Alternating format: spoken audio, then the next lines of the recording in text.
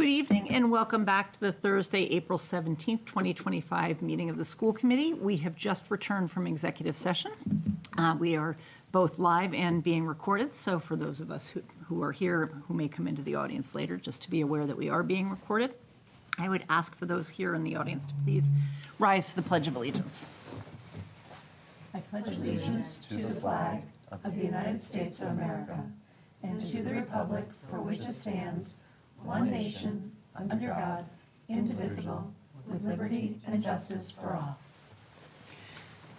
All right, so first on our agenda is the public comment. I do not see anybody here from the public to comment, so we will move into recognitions. Is there anybody that would like to offer a recognition? Okay, then that will move us into reports. And Savannah, we've got you up first. Ooh, goody. On March 21st, we were lucky to host 19 Japanese students from Yamagata High School, and this was in collaboration with Ambassadors Club. So visiting students got to shadow Ambassador Club members throughout the day. And we had a couple students in my Spanish class, and they got to tell us about their trip to Boston, all the colleges they toured, and their favorite subjects at home, what school is like in Japan, and then we also got to share what our day-to-day is like, not in Spanish, of course, and then our sports and extracurriculars. This is one of my favorite things that Ambassador Club does because we don't typically learn about Japan and their culture and schools and language, but with this we get the opportunity to learn about it directly from Japanese students. On April 2nd, our school celebrated World Autism Awareness Day, so we kicked off Autism Awareness Month by wearing blue to support our friends and family with autism and who are neurodiverse. Spring sports have also started and going into April vacation practices.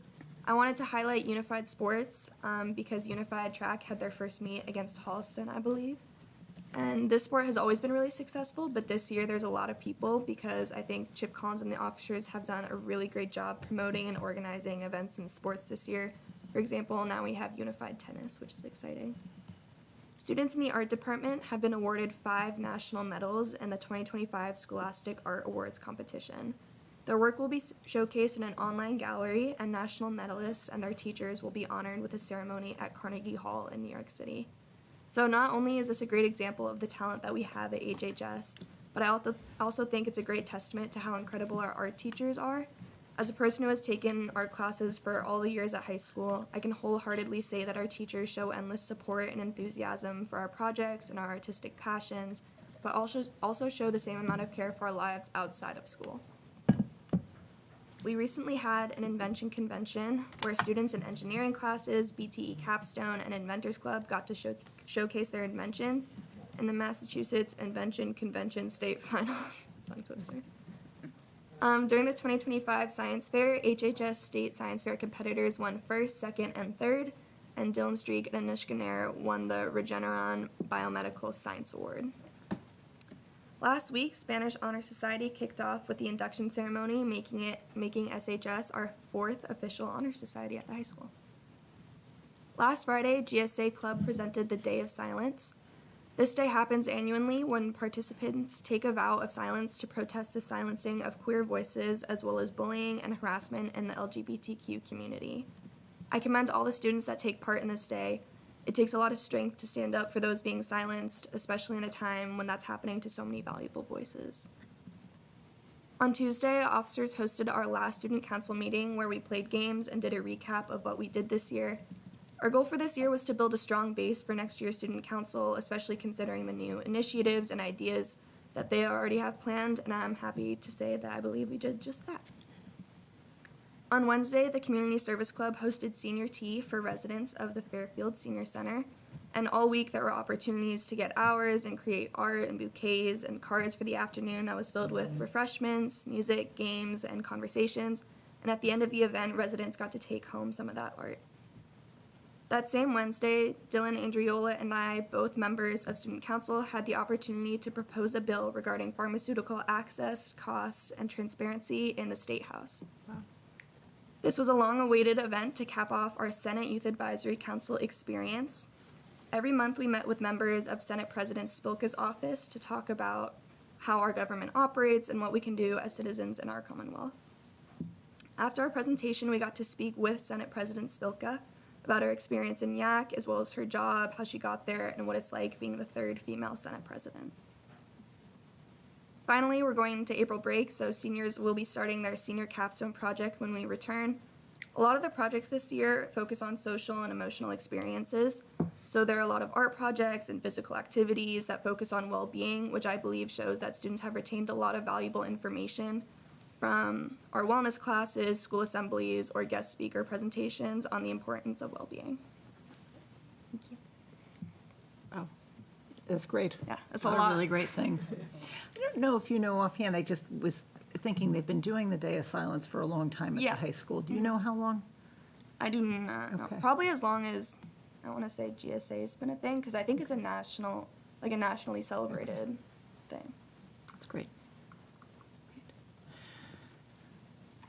Right, if there are no other questions, that moves us into the superintendent's report. Okay, thank you. So this is the superintendent's report for Thursday, April 17th, 2025.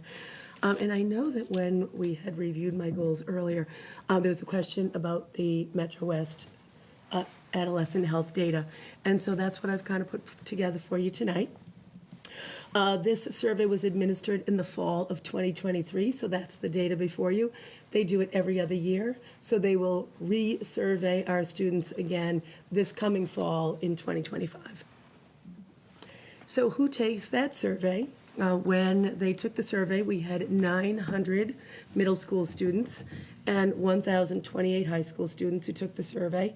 You can see the breakdown of males and females, 461 females, 436 males at the middle school, 296 sixth graders, 319 seventh graders, 285 eighth graders.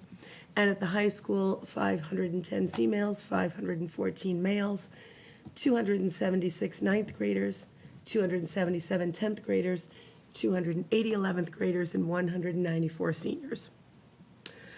One of the things that they do for you, the Metro West folks, is they put together something called a highlight sheet. And so I've given you screenshots of that. So the first one is on mental health. And what you're seeing there is the percentage of middle school youth who in the past 12 months say that they have experienced depressive symptoms. So there were 12% of middle school students and 16% of high school students. And then students who experienced serious suicidal thoughts, and that was 9% of our middle school youth and 9% of our high school. For the middle school, we have to take note that they ask that question for any time in your lifetime. For the high school, they ask it for in the last 12 months.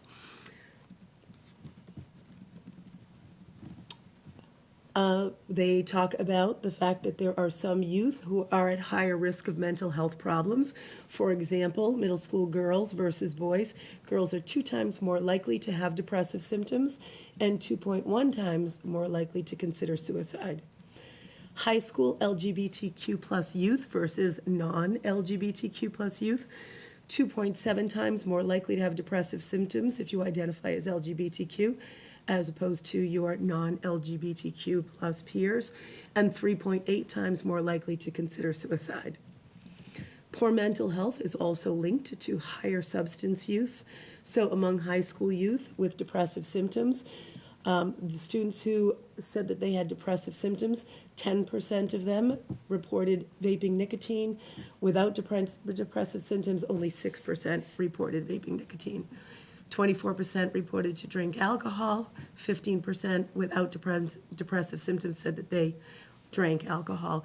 And using marijuana, it was 12% for depressive symptoms and 6% for without depressive symptoms. We take note that some of our youth are getting help, but there may be others who are in need of support. So, for example, 39% of our middle school students and 38% of our high school students say that they have talked to a counselor at school, and 31% of our middle school youth and 43% of our high school youth say that they have talked with a counselor outside of school. And when they say talked with a counselor or mental health professional about emotional challenges or problems, that would be within the last 12 months. When we say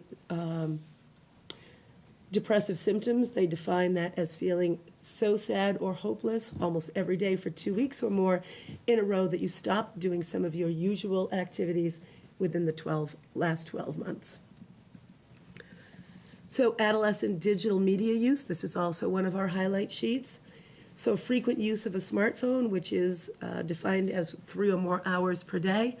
33% of our middle school kids say that they have used a smartphone greater than 3 hours a day, and 45% of the high school kids. Frequent social media use, again, defined as 3 or more hours a day. 22% of the middle school kids say that they are on social media more than 3 hours a day, and 24% of high school students.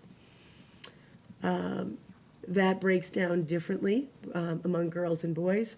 Frequent smartphone use is reported by 39% of the girls, but only 28% of the boys.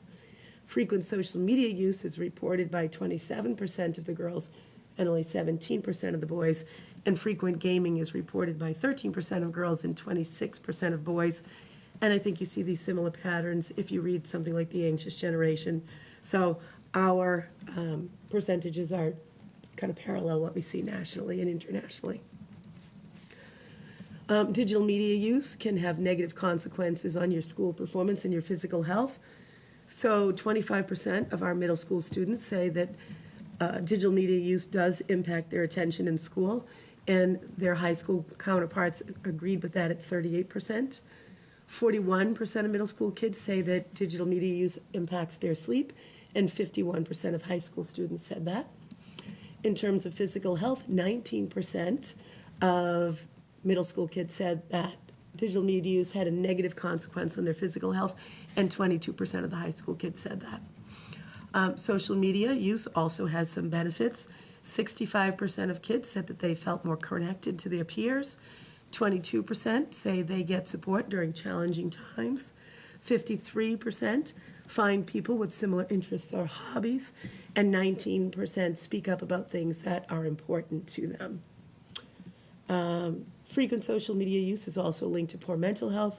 Anxiety symptoms are reported by 36% of the frequent users versus only 18% of the less frequent users in middle school. And depressive symptoms are reported by 24% of frequent users and 13% of non-frequent users in high school. And I know that you also asked about substance use, and so this data includes all students, grades 7 to 12. So cigarette smoking in the past 30 days, less than 1%. Nicotine vaping in the past 30 days, 6.2%. Alcohol use in the past 30 days, 16.3%. Marijuana use in the past 30 days, 7.2%. And misuse of a prescription drug, 1.1%.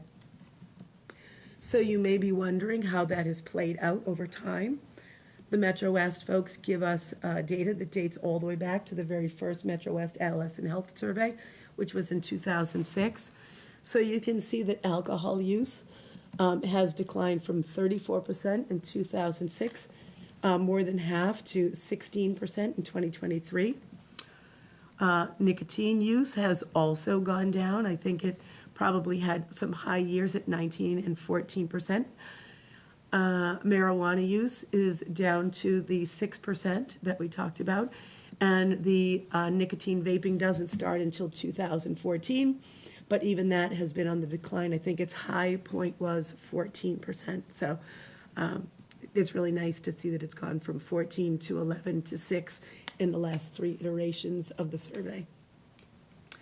And then if you want to just see substance use by high school students, you can see cigarette smoking for freshman, sophomore, junior, senior.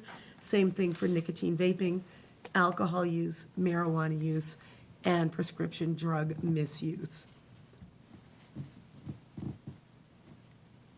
All right, how do we use that data? Because the data is nice to have, but it's important that we use it. And what high school did with their 2023 data is they use it in their school improvement plan. So one of their actions is to say that during the period between 2024 and 2026, they are collecting and analyzing student climate data from a variety of sources. Those sources are the HSA data, school climate data, the PAG survey. You remember that Dr. Judy Martin came here and shared with the Pathway After Graduation data. And then also the Metro West Adolescent Health Survey data. In 2025, their prediction is that they'll see a decrease in our female population. That would be reporting that life was very stressful over the past 30 days. And also, they would like to see a decline in depressive symptoms over the last 12 months. And we've seen those declines over time, so we're hoping that 2025 is better than what we've seen in 2023, based on the kind of work they do on the survey after they get the survey results. And that's all I have for you tonight, is just Metro West health data. Thank you. Is the data shared with the students as well? I don't know if the students get the data unless, like, you look at it in, like, health classes. Yeah, Or we haven't looked at the data, but in school, we had somebody come in and analyze the data with us, and like something that is really big in school council and one of the initiatives is working to decrease that disparity between female and male populations when it comes to like stress and depression. When you look at at the presentation, does that align with what you would have expected, knowing students at the high school and? I'd say so, and I also think it's kind of on par with the national and international data. Yeah, I think some of our substance use data is lower than what Lower, we would yeah. see nationally, yeah. But I think for is good. like social media and stress, Yeah. obviously, I think it probably is. Yeah, thank you, Savannah. Any other questions? I think that brings us into the school committee chair report. Warrants 25-094S, 25-096S, 25-097S, 25-099S, and 25-100S have been approved, included in the folder. Are there liaison reports? There's a youth commission meeting happening right now. Oh, I'm not there. it's hard to be in two places at once. It really is. I don't have anything. I was going to try and do, we're going to talk about later the school building. Or- Chris is presenting in the Zoom. Okay. But that's really the Hopkins, It's the Hopkins Project. one, not the, not Charleswood. not Charleswood. I was wondering if I could, so it was a long Charleswood meeting the other evening, discussing a variety of things. The stream that was found was in a discussion for the, there was a stream found on the property that wasn't located before. Interesting. They went to Conservation Commission. Conservation Commission would like them to do some work and come back to them, so the engineers are doing what their due diligence. That is delaying the bid for the project for a little bit, about 2 weeks, I believe. So that's interesting. The most exciting of the evening, we got to see playground renderings for the two playgrounds that are attached in the back of the school, which is very excited. One being an adaptive playground that hopefully will complement the adaptive playground that hopefully will be going into Marathon School, so that students can enjoy both. Tune into town meeting. Tune into town meeting, yes. I'm trying to think if there's any other, and then the discussion about, because of the stream, there's a butter effects. So they're talking about the street improvements and the plantings they're doing. I think that's about it. That's a quick summary of a long meeting. Good stuff. Just in terms of email that I have received, I think one of them everybody was copied on, is that there may be some sustainable green things coming to talk about Yes.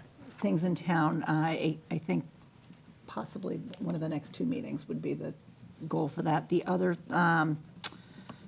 thing is the trails have requested some time, so we're going to do that and have Mr. Person here to also be able to speak to that. So that is all I have on my end. That brings us into new business. We are 7 minutes ahead. Are we too soon? Is Chris not? Is probably No, not. he is in the Zoom. He is, okay. Could somebody, does anyone have the Zoom going? Behind you. Isn't it that back there? I'm here if you can hear me. There we go. Hello. There he is. If that's my introduction to start, I'm happy to get started. We have two items of business to bring before you tonight, both concerning the Hopkins project. The Hopkins project has hit the point where we are beginning to consider our technology purchases. And so I'm before you with a number of technology purchases that have been developed in concert with with Ashok. I forget Ashok's name off the top of my head, but the Director of Instructional Technology. And these really relate to a couple of things.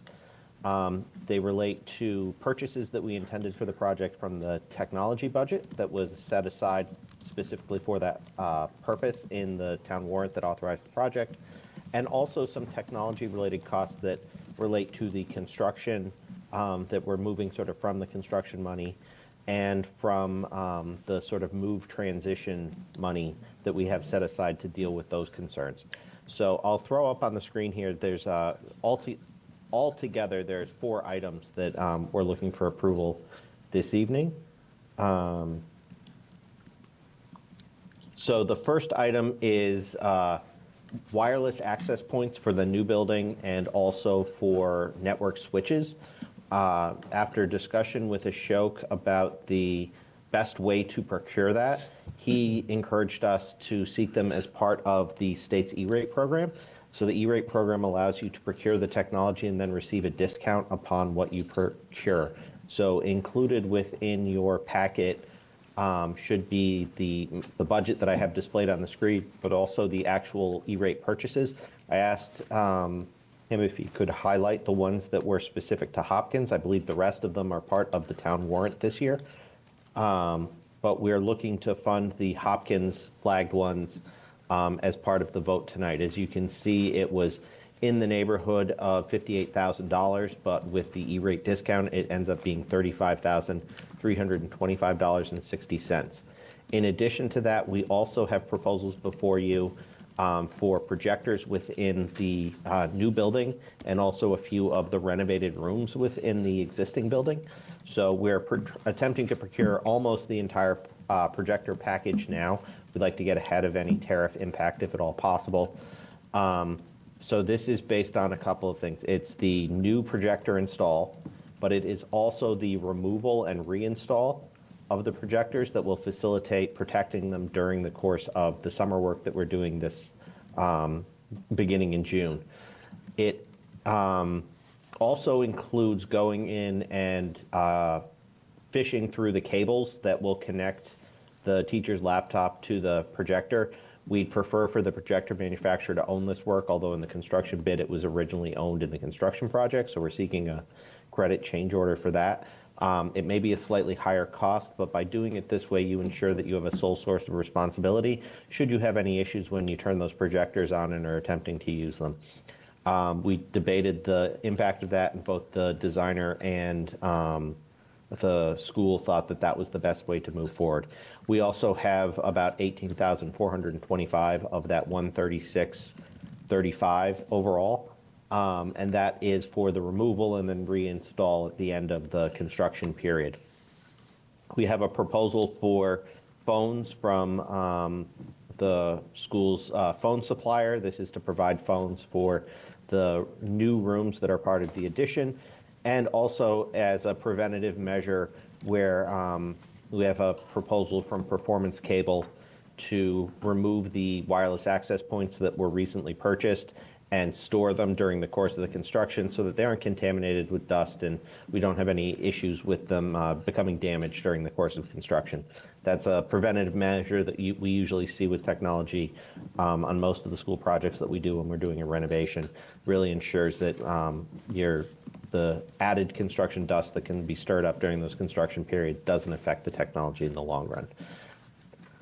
So all of those together, I just realized that I don't have the the math done, but I think it's on your I think it's on the agenda for tonight. So all of those together add up to $150,000 and $150,099 for the vendor packages that we would be authorizing, and then $35,325.60 for the E-rate purchasing that you would be authorizing. That would be a transfer from the Hopkins budget to fund the E-rate purchases that relate to Hopkins that will be combined with the, should it pass, the warrant article that would purchase the firewalls and other things that aren't highlighted within that, that E-rate. So this is just clearing that the project is okay with the project paying project-related things, if that makes sense.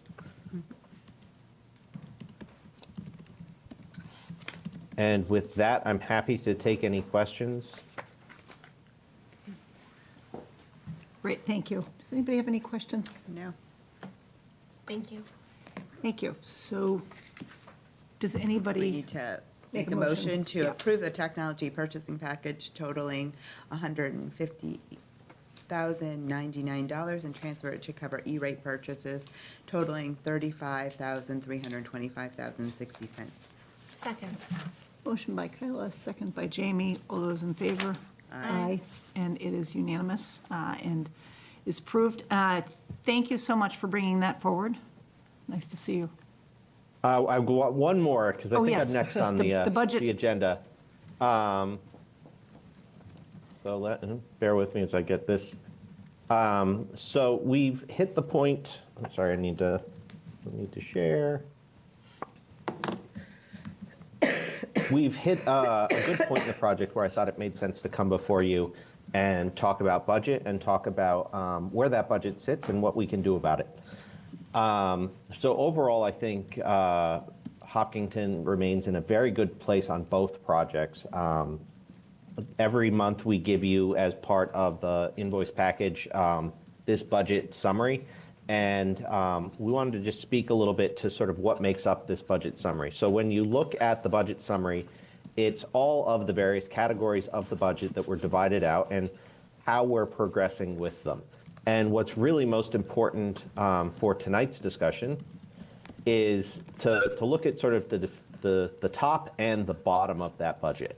Because when you look at the end of the budget, we're currently showing that of that overall budget, we have that started at $52,400,000. We've committed, we've entered into contracts for about $45.4 million worth of that.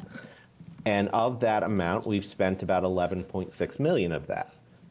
What remains is the left to spend, which is the amount of those committed contracts that the school has not yet paid, and this available column. And what that available represents is its uncommitted funds. That right now is a blend of both available contingency for spending and a blend of some other things. So I've sort of broken down by each category what those differences are. And so within the owner's project manager category, the other administration category, the architect and engineering category, those are really reserved for specific uses, whether they be administrative functions like the move or reimbursables or potential for addition design services.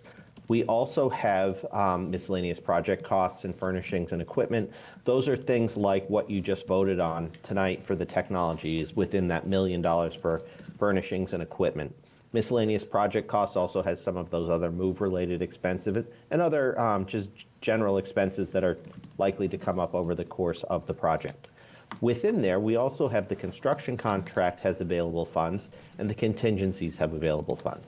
The construction contract available funds represents the money that the project's GMP came in under budget. So we were in a great place at the end of the GMP negotiation with a significant amount of money below where we originally forecast the project to be. And as we've moved forward, we've also been in a good place as it relates to where those where change orders have ended up. Change orders are an inevitable part of public construction. They're almost unavoidable, but we've been very lucky in not discovering very many unknowns. And the contractor's done a great job of working with us when we have discovered those to figure out solutions and keep change orders reasonable. So as we move forward, we like to, at milestones in the project or at periodic intervals in the project after we've been working for a while, go back and look at what are some of those remaining risks that we can use to forecast where we are from a health perspective on the overall project. So when I combine both the construction savings and the contingency for construction savings, we end up with about $5.3 million that remains available in the budget to be committed for various purposes that may come up. This may be change order risks, such as the $306,000 that we're tracking for current change orders for various purposes in terms of our estimates of those amounts, or it may be a potential change order risk. We'll often use a percentage of what remains in the actual construction contract and use that as a forecasting tool to figure out where we would fall overall in the construction. There's also other risks that are less clear that may not be tied to construction. We have some CONCOM compliance, and we know that Hopkinton is very aggressive in how they approach CONCOM compliance, and so we find it's useful to hold a place order for those things in case there's some costs that come up that may be outside of the project that we need to deal with. We also know that tariffs are a real thing right now, and so we looked at the remaining budget after your authorization tonight, and we're applying a 5% upcharge for the tariff risks. Tariffs are still a little bit of the Wild West in terms of public procurement. They haven't been around and as strongly enforced for very long. We only can look to how they were enforced 6 to 8 years ago and make predictions about how they might affect the market. So by having a 5% placeholder there, if the furniture has some tariff impacts, it gives us a little bit of a cushion to cover those types of things. We also have the potential technology budget overages. And so I had skipped over this in our last item, but at the bottom of the summary I gave you is a breakdown of what remains in terms of what we're forecasting for the technology. And within that, we have the setup for the digital art room that was incorporated into the Hopkins project because that's available currently in the 6th grade at the middle school.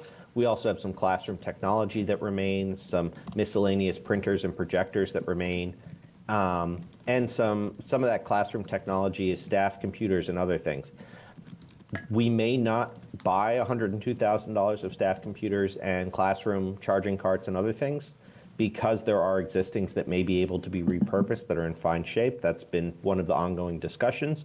But when I compare this to the overall budget that was set aside for specifically technology purchases, we do currently have that $18,000 deficit. So we would track that in a place such as a risk register that, now I gotta find my PowerPoint slide, a risk register, and that would represent this potential $20,000 overages.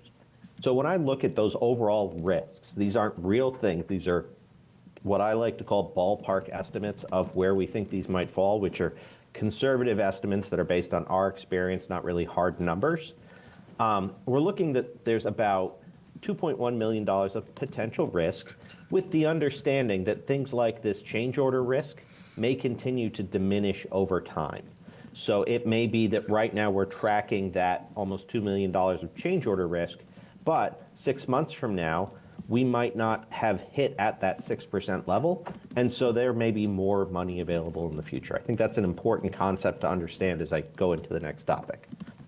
So when I look at that forecasted risk versus what's available, we have about 3.2 million contingency that is available for other purposes. It can be a give back to the town at the end, or it could be scope that was dropped from the project over the course of it, or it could be other capital needs that you're aware of that are best taken care of while we have a CM mobilized.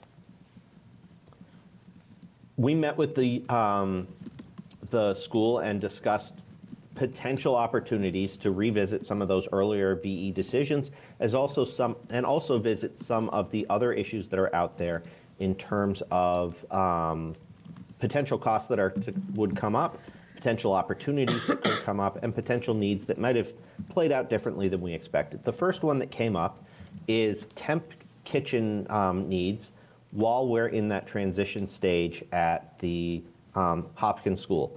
Right now, we're going to do some work in the summer, but that work will conclude. We're going to continue building the addition until February of 2026 when it will open. But when the addition opens, we'll also be closing the existing gym and the existing cafeteria.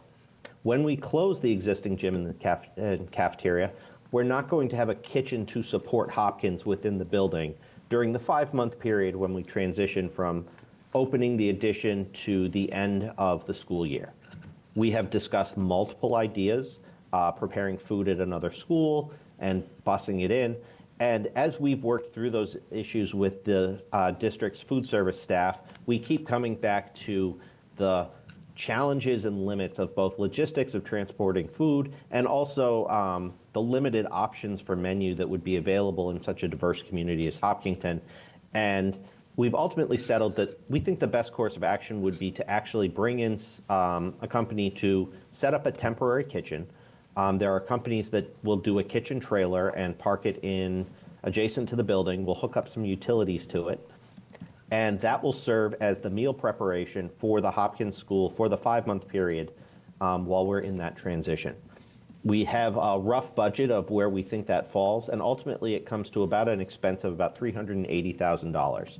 That will cover setting up the kitchen trailer, providing for the utilities to that kitchen trailer, and some of the loose equipment that may be necessary within the building to actually serve the food, keep it warm, keep it plated, and a small contingency just because this isn't a professional estimate and we find that it's good to be conservative in those respects. We do think that we may be trending under this amount, but this would be about a $380,000 expenditure if we, or sort of ballpark estimate if we were to move forward.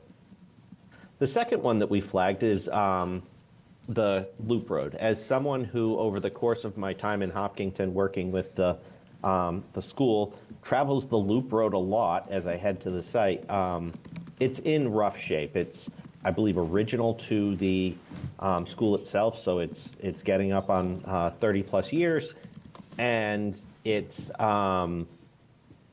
due for a rehab.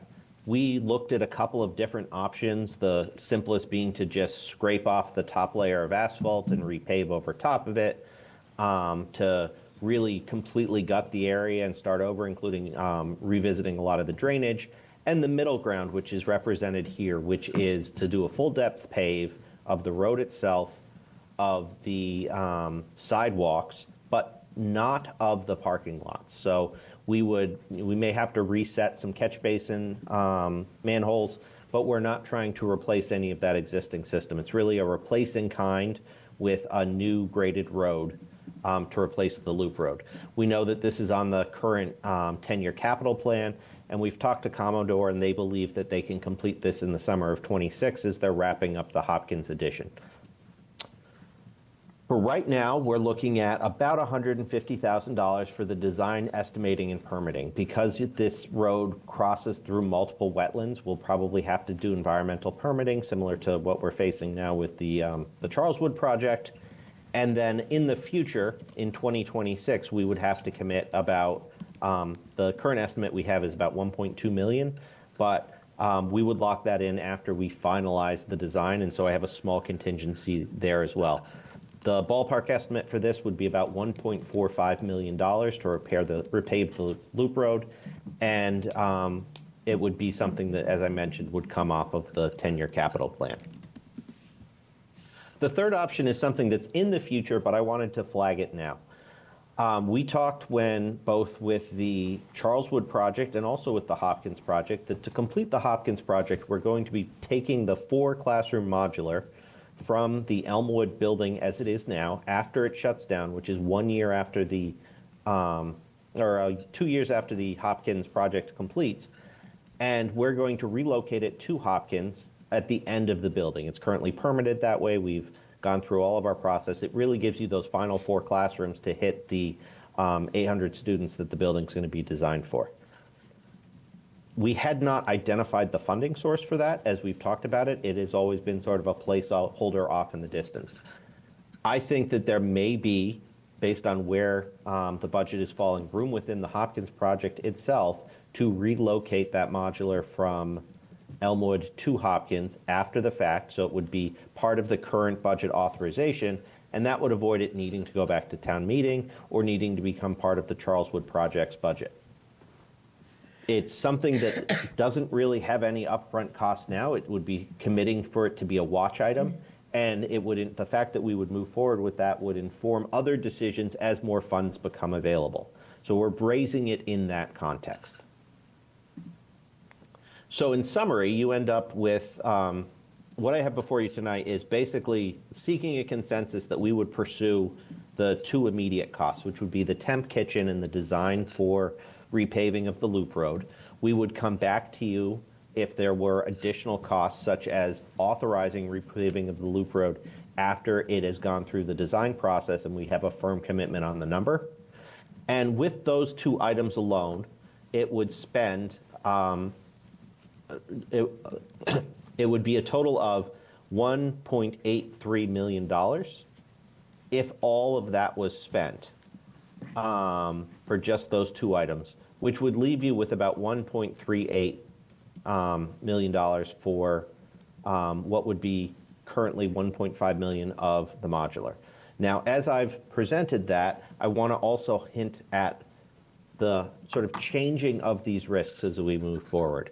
So currently, change order risk has not met that 6% expectation. We find that when you're first getting out of the ground, that's when you find a lot of the unexpected things, buried rocks, higher than expected costs related to that site work or foundation work. And so far, we've been trending at about $400,000 with our change orders versus what would have been at 6%, $600,000. So already the conservative risk that I'm assigning is probably more than you need. So you should generate some more money over time.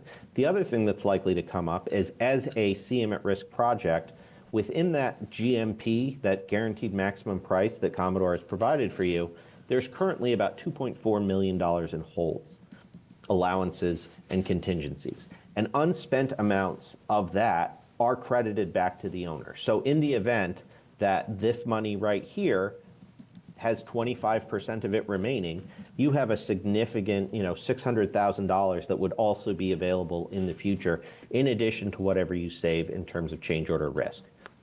Because we know that is likely to occur, and we'll continue to track that for things like the modular move, we are looking at other possibilities that could fit within the scope of the project. One is the replacement of the existing boiler, potentially cleaning up some of the ad hoc renovations for projectors over time. There's some extension cords, some exposed cabling that could be moved into the walls, and also modernizing the elevator. So those are things that we can begin a discussion with Commodore about how they would fit into the overall schedule, and a discussion with the designer about what it would take to pursue those.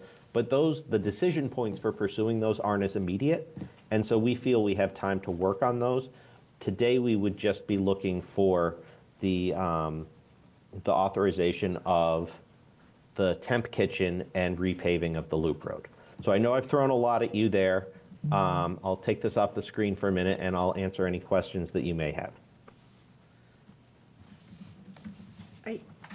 Other people have questions. I have a couple, but. Go ahead. So the temp kitchen in particular, do we have a sense of what the cost of the other alternatives are? I know they're less convenient and a little bit unknown in some of them, but do you have a sense of what the cost differential would be between a temp kitchen and? Yeah. It's a very hard question to answer, and I don't know, Susan, if you did any cost estimating. It's not so much facilities as labor. Yeah. And it's, for lack of a better term, quality of life. I think in the discussions that we had with the school, there was a sense that we didn't want to only be able to offer bagged sandwiches and a bag of chips as your daily lunch for 5 months. And the scenarios that we came up with to avoid that all led back to problems that we couldn't overcome. Like to have serving, we would have to install facilities that we didn't plan for, like a 3-bay sink within the building. And as we looked at the code implications of all of this, we kept running into roadblocks. I don't know, Susan, if you have more to share on sort of the internal process within the district. Yeah, in terms of logistics, going to another kitchen, prepping the meal, packaging it, and then transporting, the number of students that would eat both breakfast and lunch, transporting, we don't have a vehicle, so we would have to rent a vehicle to transport the food. just the logistics, the amount of food you would have to be taking from one kitchen, travel, unpack, and put into another kitchen, didn't make a lot of sense. Like, for the quality of life for the students, this makes the most sense to give them an appropriate meal for both breakfast and lunch. Thank you. Does the temporary kitchen, No, go ahead. okay. Will that require them to like, I know you said it's next to the building. Will they have to be like walking outside to bring things in? I know it starts in February. So we're imagining starting, weather. so we're starting to look at some of the logistics around that. We are gonna reach out to, the next step, if this is the direction that's approved by the committee, would be to reach out to the health department and begin a discussion with them about what they would require. There's the potential to tent the area from the door. We're planning to use the multi-purpose room, so if you, I don't have a plan handy, but if you think of where the gym is in the building, there's a long, narrow space above it. That's really gonna be our temp kitchen. And so we're going to basically set up a little covered walkway, or if it doesn't need to be covered, that'll be discussed as we finalize the plans. But it would be immediately adjacent to the door. I think it's required to be 20 feet away from the building so that we don't get into any codes. But if we have to, if it's necessary to have a covered walkway to get that food from the trailer into the building, then we will obviously provide one, and I think we can cover that within the amount that we are requesting or suggesting. Thank you. Camilla, any questions? No. So I love the fact that we've got savings to be able to include other things that are going to save the town money down the road, in terms of looking at the road and moving the modulars and figuring out the logistics around lunch, which I know has been something that's sort of been an unknown.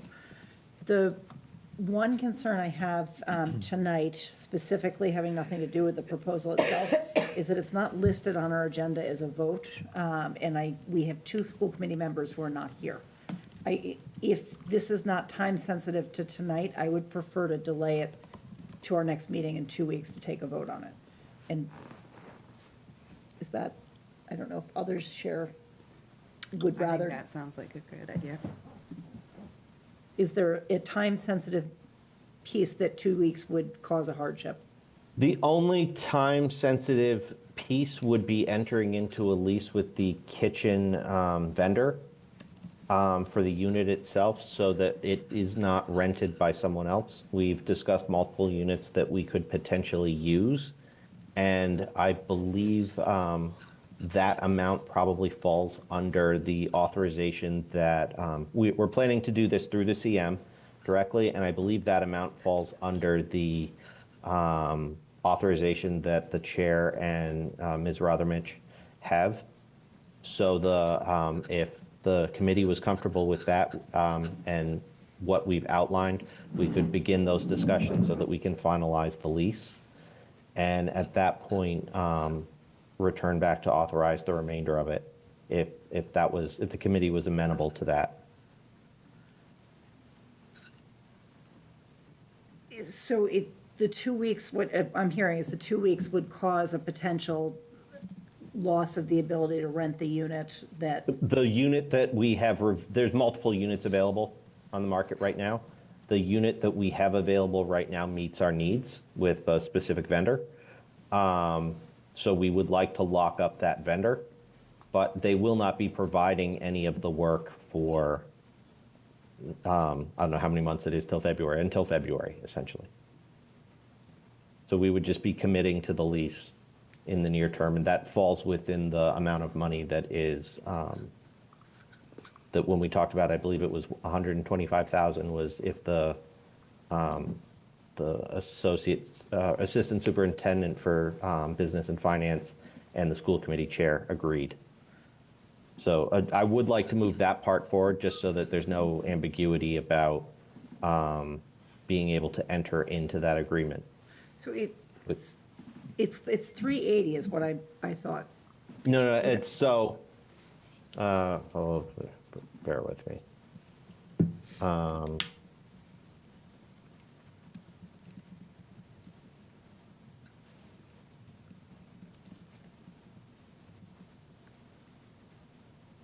380, but it's made up of multiple parts. So I believe it's less than 125 for the actual amount that they've given us for renting it for 3 months. So we would just need to commit to 1 month's rent, which is a fifth of this amount, and a mobilization charge. So the initial is only probably about $60,000 just to enter into the agreement. And then the rest of this could wait. So I think if we enter into that $60,000, though, that it kind of brings us to the 380 without, we're kind of committed to it at that point. Would that be accurate, Susan? If we, Lock in a lease for 1 month. that would, if we don't do the other costs associated with it, we will have essentially thrown $60,000 away. But yeah, If there were another viable alternative. sure, but I guess I would rather have the school committee, it's not a matter of Yeah. not liking or not liking this specific proposal. Right. I don't like the idea of myself and Susan committing the school committee, because technically we could do that with the 60,000. I think I would be more comfortable having it come from, even if it's just the three of us. And then delaying on the other two until the, Do we have an idea of how much in demand the temporary kitchen rentals are? It's, it can go quicker than you think, but there's no, I don't know that there's a hard and fast rule. We wouldn't want to miss our opportunity. The unit that he's speaking about has the equipment layout and size that works for the number of meals that we're trying to prepare. So there are a number of units out there, but they don't necessarily fit our needs. So I think that's what Chris is speaking to. Yes, that's a better way to put it than what I had said. It does seem like this is the only viable option, that, making food at another school and In transporting February. it over in February Yep. and transporting it over is not gonna be a viable option. So I don't think that we should wait on this. so I would like then just to request that the committee, the three, even if it's just the three of Three us, of that us. we go forward with it, just to make it a little cleaner. And I apologize for poorly writing I had added it to the agenda as discussion and consensus on the additional scope items. That's okay. We're here and we want to make sure that we're not impeding the progress, but I do just feel more comfortable getting the committee's commitment Yeah. behind it. So can make a motion that we approve, what was the amount, 130,000 Approve a budget of $130,000 for temporary for trailer. temporary kitchen. Okay, Second. okay, all those in favor? Aye. All right. Thank you. And then All we right. can, the Loop Road repair and the relocation of the modular from Elmwood. That is not pressing if there was consensus on this, I was going to use that consensus to just seek proposals from the design team. That's great. And then They would come back to they you would to come back be to us. authorized. I am in agreement with that. I think those two things potentially save the town money in the long run. That's Yes. very valuable. Very The valuable. loop road is very much Yeah. needed. Someone who runs on it Yeah. several times a week. And I feel like we had discussed that piece as we were waiting on Hopkins to be, the addition to be completed, so the construction vehicles aren't on it. But Yes.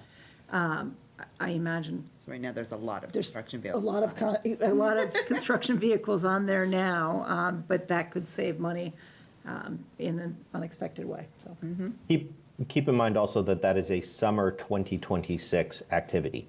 So we would not be paving that until the end of the project. Sure, That but makes that's entire great. sense. Makes sense. And it will fix a problem that's probably going to be worse in a year from now than it is Yeah. this year. All right, so we will look forward to seeing those proposals. Okay. Thank you. Thank you. Thank you, everyone. Thanks. Have a good night. Good night, Chris. You too.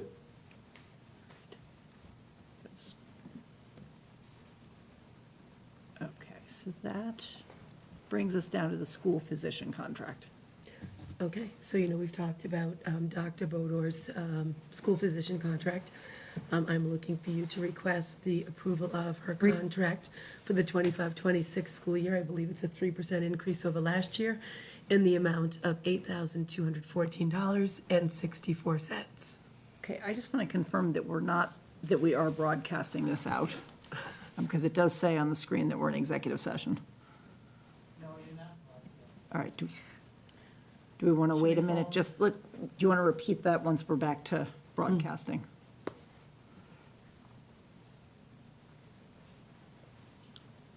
All set, Bob?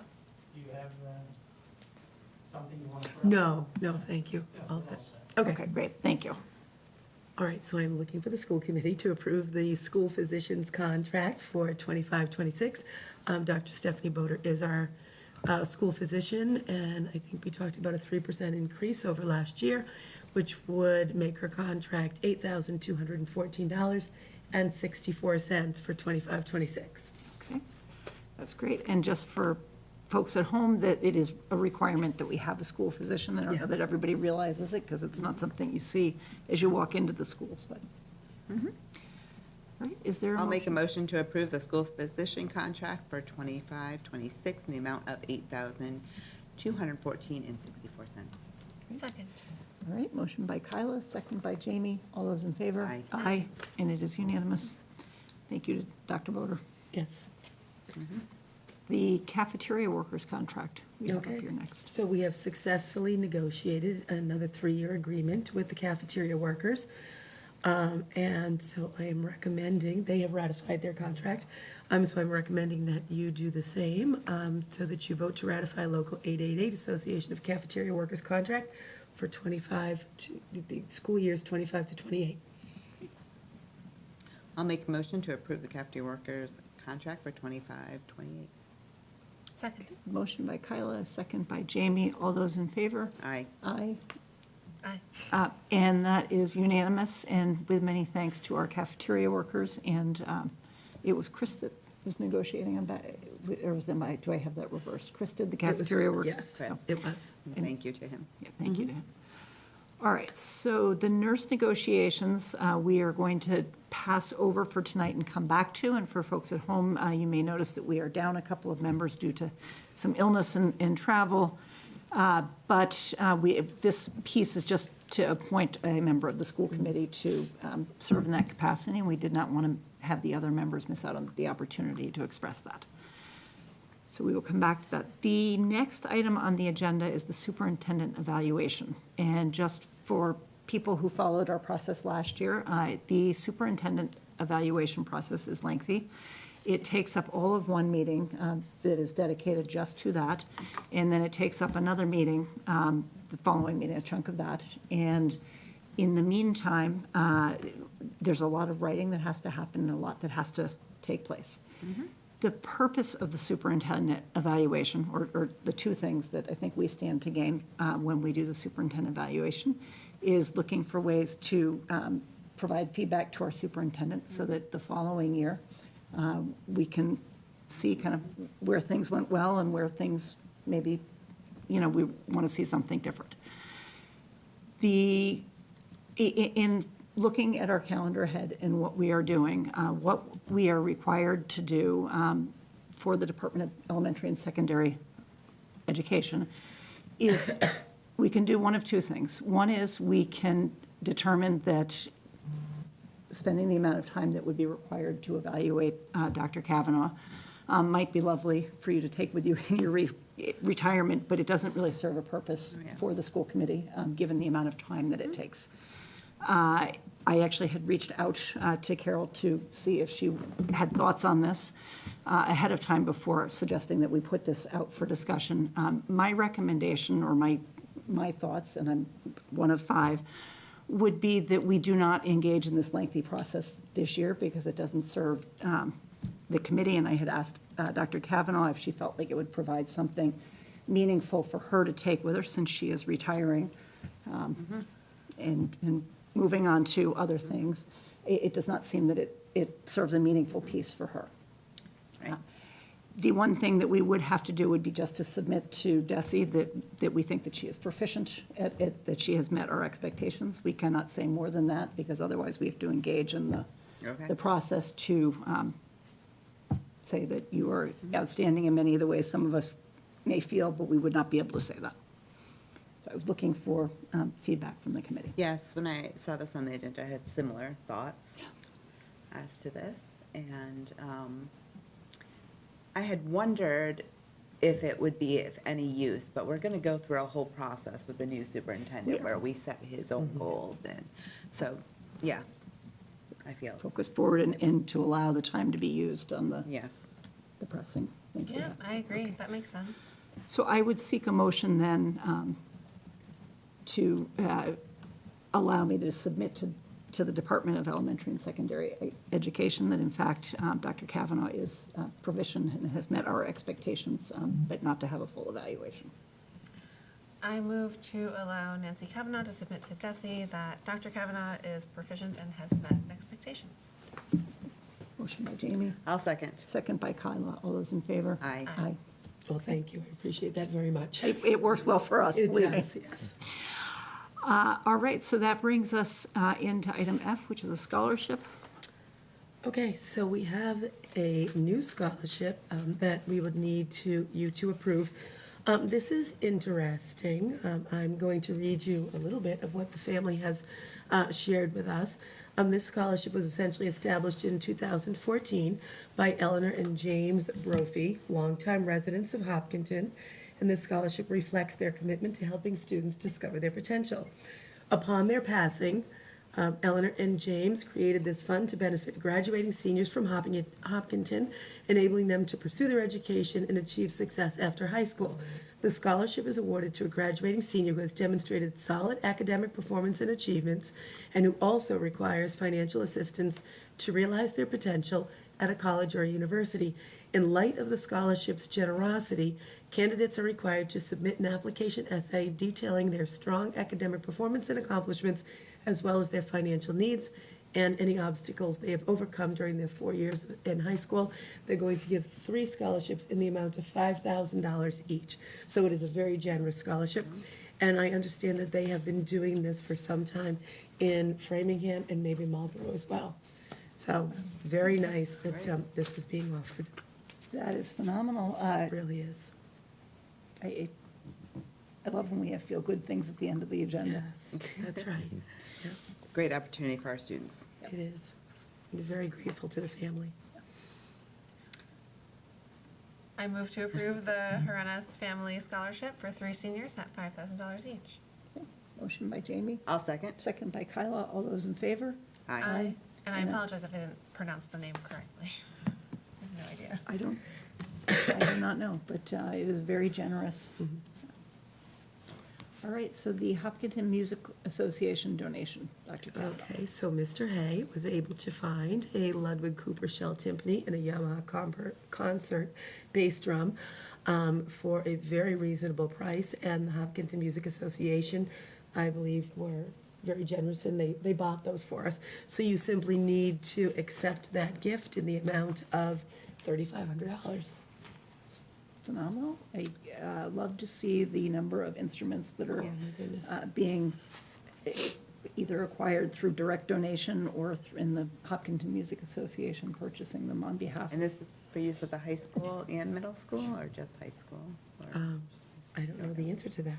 Okay, I don't know all if right. it's both schools. Yeah. I will say Curiosity. that they just had auditions, and I did go see the 8th grade concert band's audition. Their percussion was amazing. Yeah, it was really I good. hear we have a very robust We sure do.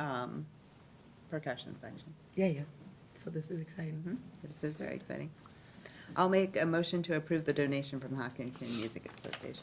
Second. Motion by Kyla, second by Jamie. All those in favor?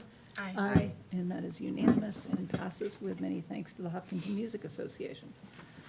Okay, that brings us into old business policy IJOA, field trips. This is a third reading. It is, and so you know that we have 2 policies tonight, and they both really deal with field trips and financial assistance. So when we say that this is a third reading, unfortunately, we did take a look at this in April of 2024. It fell off our radar, so it came back on April 3rd, a couple of weeks ago, and now it's here for a third reading. And really, all we are changing is that if we're talking about the Category 3 extracurricular field trips, which are the ones where, teachers very frequently will take their students on kind of an overseas trip, like examples are Iceland or Normandy, those are the kinds of things we've seen in the past, that we would not pay any portion of those out of the school operating budget. And if a student did need financial assistance with that, it would be very limited, and it would have to be based on availability of gift money and, very high demonstrated need. So that is the change to that policy. We have not heard from anyone in terms of feedback. And my recollection from a couple weeks ago was that we really just wanted to hold it to have another reading since it hadn't been Yes. looked at for so long. And there was no, we were waiting for any feedback, and it appears there was none. Okay, So I move to approve policy IJOA, field trips. thank you. Motion I'll by second Jamie, it. Second by Kyla. All those in favor? Aye. That brings us, Related, right, do we just go right into, yeah. go right into it. Move to approve policy JLB, financial assistance policy. I'll second that. Okay, motion by Jamie, second by Kyla. All those in favor? Aye. Aye, and that is unanimous and so passes. And that brings us into items by consensus. Okay, as superintendent, I recommend the school committee approve the items by consensus as outlined in your agenda. Okay, I make a motion to approve the items by consensus. Second. motion by Kyla, second by Jamie. All those in favor? Aye. Aye, and it is unanimous. And I would then seek a motion to adjourn. So moved. Second. Motion by Jamie, second by Kyla. All those in favor? Aye. Aye, and we are adjourned at 8, I'm going to call that 8:11 to round up a little bit there. Our next meeting date is May 5th, which is the school choice public hearing and regular meeting. Then we, the May 1st, and then from May 5th to 7th, we have annual town meeting. We can debate later on how many days we think town meeting will go this year. And then on May 15th is our next regular meeting. It is not the reorganization meeting because the election is not until the 19th. I will be late to that meeting because I have graduation for my graduate students that day. Oh, fabulous. Okay, I mean, not fabulous, you're late, but fabulous that you're doing that. Yes, it'll be a lovely evening. We'll hold all the exciting things for when you Well, get there. thank you. All right, thank you, everybody, for tuning in, and have a good night. Boring stuff.